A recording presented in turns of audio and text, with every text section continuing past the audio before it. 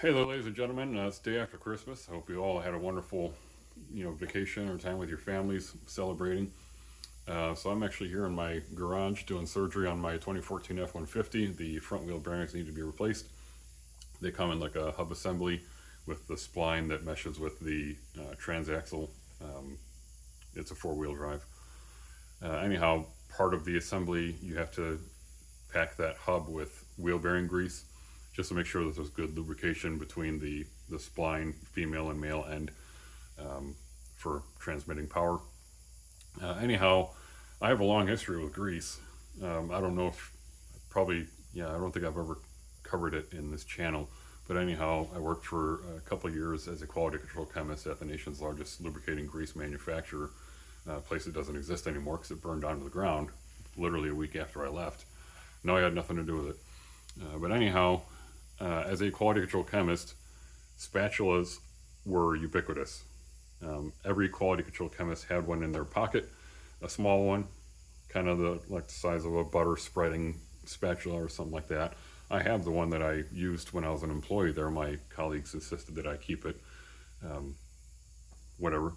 So I still have that. It's in the house. But anyhow, I'm kind of kicking myself that I never made my own spatula. I was blacksmithing at that time, so I had all the techniques and tools needed to make one, but I just never thought about doing it until now. So let's reverse the camera here. So this is actually grease from when I worked there. It's a few years old, but it's totally fine. It's Castrol OptiPit. It's 2.5 grade. Oil separates a little bit out of this oil, so you mix it up and it's totally fine.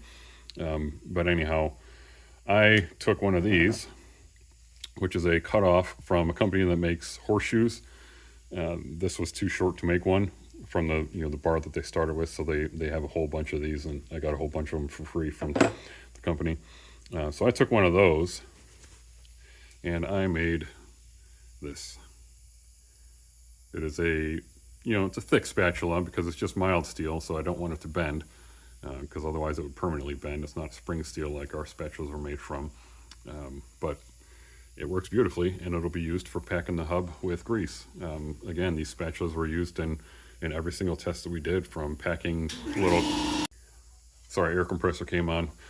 We would use spatulas like this size for packing sample cups for X-ray fluorescence testing for elemental composition. We would use larger spatulas for cooling the grease down on an aluminum plate for doing penetration testing to assess the thickness of it.